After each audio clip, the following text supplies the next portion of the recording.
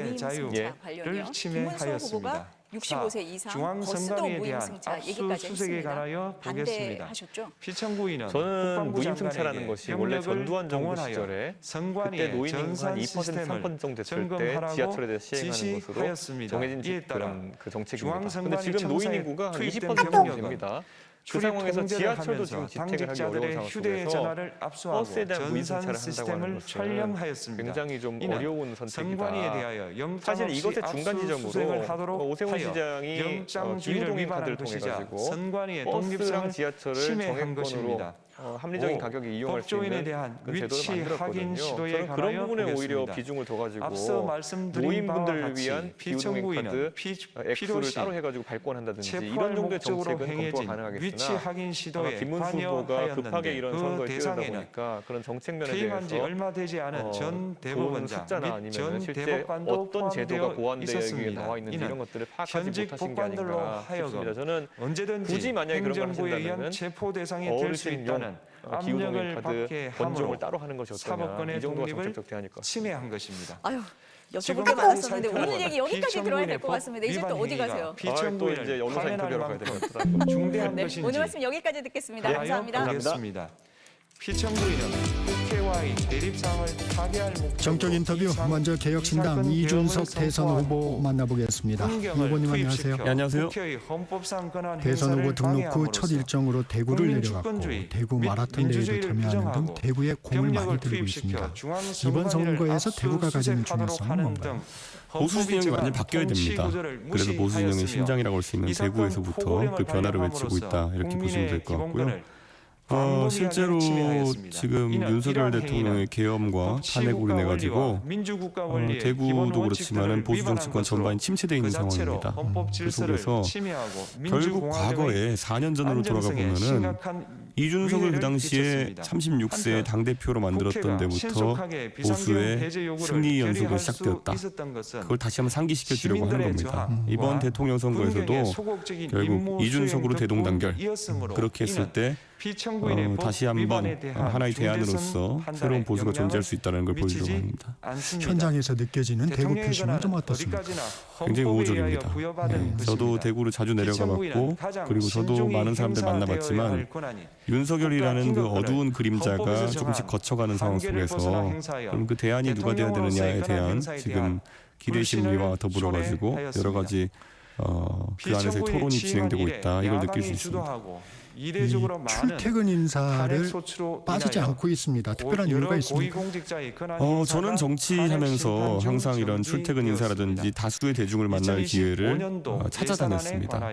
이건 저희가 여론조사나 이런 것에 매몰돼가지고 정치를 보게 되면 말 그대로 정치 초고관여층의 생각만 담아낼 수밖에 없거든요. 근데 실제로 강남역이든 대구의 어떤 번화가든 이런 데 가서 유권자들 접촉해 보면은 여론조사에 나오는 것처럼 뭐 이렇게 정량적으로 지지, 뭐 반대 이렇게 나오지 않습니다. 굉장히 주관식 가까운 답들이 나오거든요. 근데 그런 걸 잘 조합해내야 선거에 반영하고 또 유권자가 원하는 것을 메시지 담아낼 수 있는 거거든요. 저는 제가 지금까지 뭐 과거 국민의힘의 전당대회를 하든 아니면 동탄을 선거를 뛰든 아니면 어떤 선거에 도전하든 간에 그 부분을 최우선시합니다. 개혁신당 이번 대선의 핵심 키워드, 뭐 선거 구호라고 할까요? 뭐가 있을까요? 저는 미래를 바라봐야 된다 보고요. 저희가 압도적 새로움이라는 지금 구호를 쓰고 있습니다. 근데 미래에 우리가 겪게 될 위협이라고 하는 것은 지난 몇 년간 정치권에서 다뤄왔던 것과 아주 다릅니다. 지난 몇 년간 윤석열과 이재명, 한동훈 이런 법률가들이 정치를 장악하면서 결국 누구를 감옥에 넣느냐 아니면 내가 방탄하느냐 이런 것들이 정치의 전면에 등장했었거든요. 이건 생산적인 주제들이 아닙니다. 그냥 사법부에서 다뤄야 되는 것이지. 근데 앞으로 정치가 다뤄야 될 문제들은 어떻게 하면은 트럼프의 글로벌 그러는 무역 분쟁이나 관세 전쟁에 우리 대응할 것인가. 그리고 또 중국의 어떤 과학기술 패권 부상에 있어가지고 어떻게 대한민국이 대처해야 될까 이런 문제거든요. 근데 여기에 대해서 아까 열거했던 법률가나 법조인 출신들이 대응할 수 있겠느냐 저는 한계성을 느끼기 때문에 국민 여러분께서 심각하게 받아들이셔야 됩니다. 지금 뭐 수도권에 계신 분들은 잘 인지 못하실 수 있겠지만은 저는 뭐 창원 그리고 구미, 포항, 여수 이런 곳을 대한민국의 러스트벨트라고 부릅니다. 이 러스트벨트에 있는 분들 같은 경우에는 산업이 어려움을 겪고 일자리가 사라지는 것을 최근에 체감하고 계십니다. 특히 이런 무역 분쟁 속에서 그런 게 가속화되고 있는 것인데 이런 것들을 담아내는 게 중요한 것이지 또 누구 감옥 보내겠다? 이런 얘기하는 사람 있으면 바로 그거는 퇴출시켜야 됩니다. 천하람 개혁신당 선대위원장이죠. 1차 목표로 이재명 후보 지지율 40% 넘기는 거 맞고